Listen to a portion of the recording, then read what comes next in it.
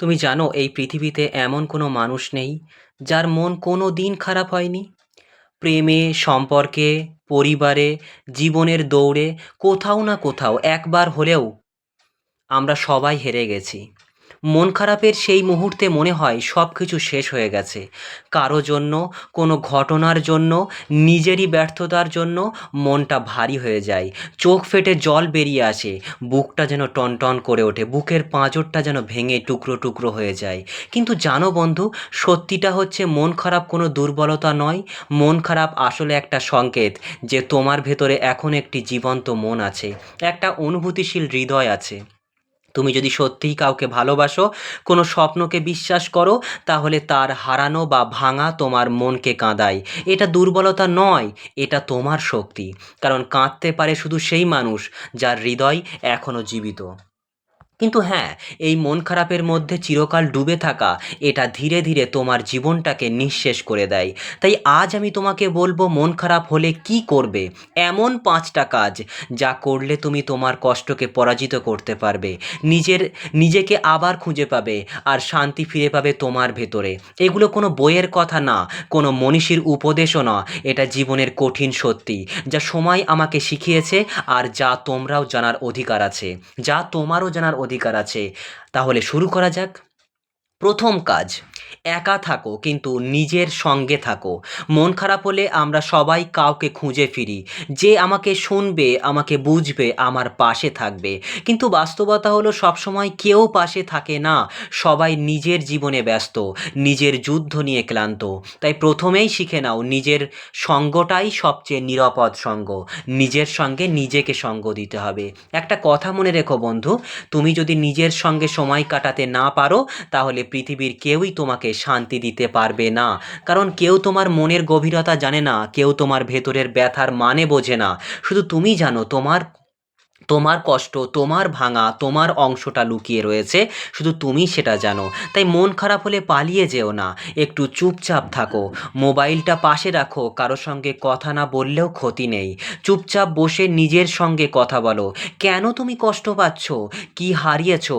আসলে কি চাও তুমি? এই প্রশ্নগুলো নিজের মনকে করো। প্রথমে কষ্ট লাগবে, কান্না আসবে, কিন্তু ওই কান্নাটাই তোমার ভেতরের ব্যথাকে ধুয়ে দেবে। একা থাকা মানে একাকিত্ব না, এটা এক ধরনের মনের শুদ্ধতা। যখন তুমি একা থাকো, তখন তুমি নিজের ভেতরের শব্দ শুনতে পাও।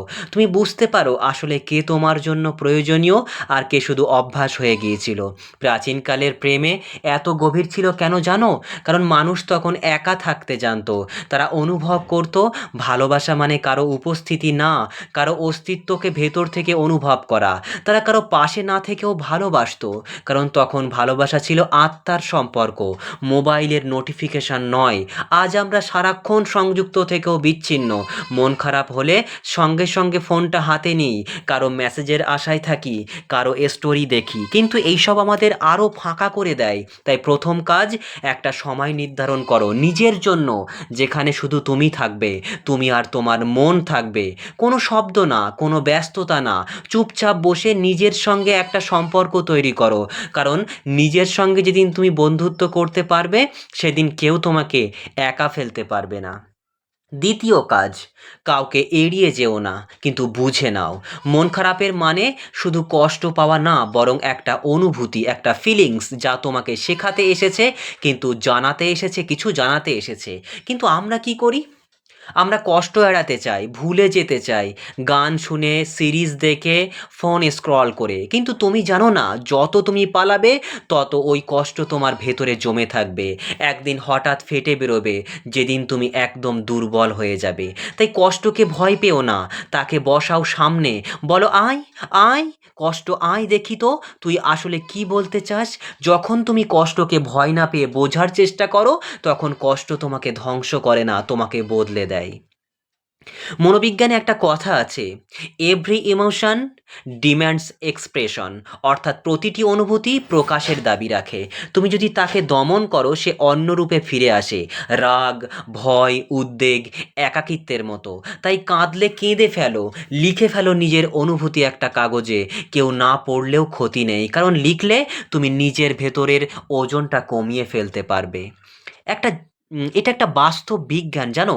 যখন তুমি তোমার মনের কথা কাগজে লিখে ফেলো, তোমার মস্তিষ্কের চিন্তার চাপ কমে যায়, তুমি হালকা বোধ করো। এই হালকা হওয়াটাই তোমার মানসিক নিরাময়ের প্রথম ধাপ। তৃতীয় কাজ, অতীতকে আঁকড়ে ধরো না, তাকে সম্মান দাও আর বিদায় দাও। তুমি জানো বন্ধু, মন খারাপের সবচেয়ে বড় কারণ কি? আমরা হারানো জিনিসগুলোকে ভুলতে চাই না। আমরা ভাবি ওটা যদি থাকতো, ওটা যদি না ঘটতো, সে যদি আবার ফিরে আসতো। এই যদি শব্দটাই আমাদের জীবনের মানে জীবনকে একেবারে নষ্ট করে দেয়।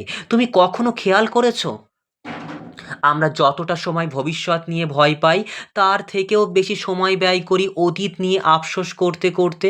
কিন্তু বাস্তবতা হলো অতীত ফিরে আসে না। আর যত তুমি তাকে আঁকড়ে ধরবে, তত তুমি নিজের বর্তমানকে হারাবে। একটা কথা মনে রেখো বন্ধু, অতীতকে ভুলতে নয়, অতীতকে বোঝাতে হয়। কারণ সেই অতীতই তোমাকে তৈরি করেছে আজকের তুমি হিসেবে। তোমার ভেতরের যে শক্তি, যে ধৈর্য, যে বোঝাপড়া, সেগুলো এসেছে তোমার কষ্টের মধ্য দিয়ে। তুমি যদি সেই কষ্ট না পেতে, তাহলে তুমি আজ এতটা গভীর মানুষ হতে না। তাই সেই সম্পর্কটাকে, সেই ব্যথাটাকে, সেই ভাঙা মুহূর্তগুলোকে ঘৃণা করো না, ওগুলোকে ধন্যবাদ দাও। কারণ ওরাই তোমার নতুনভাবে বাঁচতে শিখিয়েছে। একটা সময় ছিল, প্রাচীন যুগে ভালোবাসা ছিল আত্মার সম্পর্ক। মানুষ তখন কাউকে ভালোবেসে তার জীবনে স্থায়ী ছাপ রেখে যেত, কিন্তু মালিকানা দাবি করতো না। কিন্তু ভালোবাসা মানে তখন ছিল, আমি তোমাকে চাই, কিন্তু তুমি সুখী থাকলেই আমি খুশি। আজ আমরা ভালোবাসা শিখেছি, কিন্তু ছাড়তে শিখিনি। তাই কষ্ট পাই, তাই ভুগি। মনোবিজ্ঞানের মতে যখন তুমি কাউকে বা কিছু হারাও, তখন তোমার মস্তিষ্ক এক ধরনের গ্রিফ লুপের মধ্যে পড়ে যায়। মানে সে বারবার সেই পুরনো স্মৃতি ঘুরিয়ে ঘুরিয়ে চালায়। তুমি যতবার তাকে মনে করবে, ততবার মস্তিষ্ক একই কষ্ট অনুভব করবে। এই চক্রটা ভাঙতে হলে তোমাকে ইচ্ছে করেই একটা নতুন অভ্যাস তৈরি করতে হবে। যেমন হাঁটতে যাও, নতুন কিছু শেখো, নতুন জায়গায় যাও, নতুন নতুন মানুষকে চেনো। কারণ নতুন অভিজ্ঞতায় পুরনো যন্ত্রণা মুছে দেয়। অতীতকে বিদায় দাও, কিন্তু শ্রদ্ধা রেখো। কারণ ওটা ছিল তোমার জীবনের এক অধ্যায়, কিন্তু পুরো বইটা এখনও শেষ হয়নি। চতুর্থ কাজ, নিজের জীবনের অর্থ নতুন করে খুঁজে নাও। মন খারাপের সময় আমরা ভাবি আমরা জীবনে কিছু নেই, আমার জীবনে কিছুই নেই। কিন্তু সত্যিটা হচ্ছে, তুমি শুধু সেই জায়গায় তাকিয়ে আছো যেখানে তুমি হারিয়েছো। তুমি কখনো সেই দিকটাই তাকাও না যেখানে এখনও কিছু বাকি আছে। একটা সম্পর্ক, একটা মানুষ, একটা ব্যর্থতা, এগুলি তোমার পুরো জীবন নয়, এগুলো তোমার জীবনের একটি অংশ। তুমি ভাবো সব শেষ হয়ে গেছে, কিন্তু জানো তোমার এখনও অনেক কিছু বাকি আছে। তোমার হাসিটা বাকি, তোমার সম্ভাবনা বাকি, তোমার নিজের ওপর বিশ্বাসটা বাকি। তুমি কি জানো, মনোবিজ্ঞানে একটা কথা আছে, পারপাস হেলস পেইন। অর্থাৎ জীবনের উদ্দেশ্য যদি পরিষ্কার থাকে, তাহলে কষ্টও তার কাছে হার মেনে যায়। তুমি যখন নিজের জীবনের মানে খুঁজে পেতে শুরু করো, তখন কোনো হারানো মানুষ, কোনো ভাঙা সম্পর্ক তোমাকে আর ভেঙে দিতে পারে না। তাই মন খারাপ হলে একটা কাজ করো, নিজেকে জিজ্ঞেস করো আমি কিসে ভালো। নিজেকে জিজ্ঞেস করো আমি কিসে ভালো। তোমার জীবনে এমন কিছু তো আছেই যা তোমাকে আনন্দ দেয়। সেটা ছোট হোক, কিন্তু তোমার নিজের।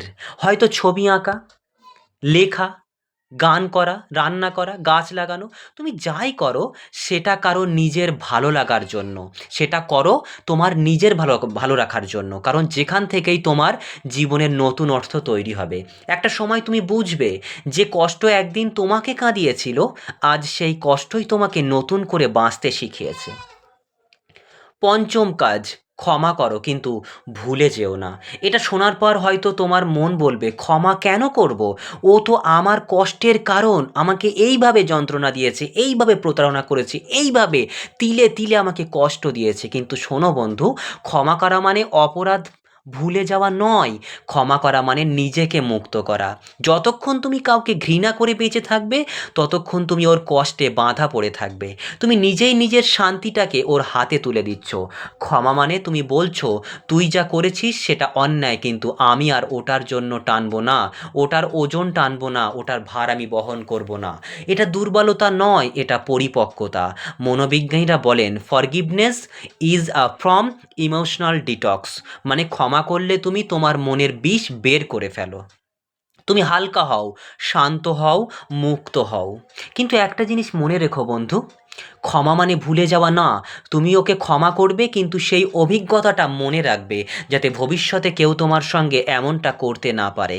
কারণ শিক্ষা নেওয়া মানে রাগ ধরে রাখা নয়, বরং জেনে রাখা, আমি এবার আগের মতো ভাঙবো না। তাই পরিশেষে একটা কথাই বলি বন্ধু, শোনো, জীবনটা খুব ছোট, কিন্তু এর ভেতরেই আছে অসীম সম্ভাবনা, অসংখ্য অনুভূতি আর অগণিত শেখা। মন খারাপ আসবে, মানুষ কষ্ট দেবে, স্বপ্ন ভাঙবে, এটাই জীবন।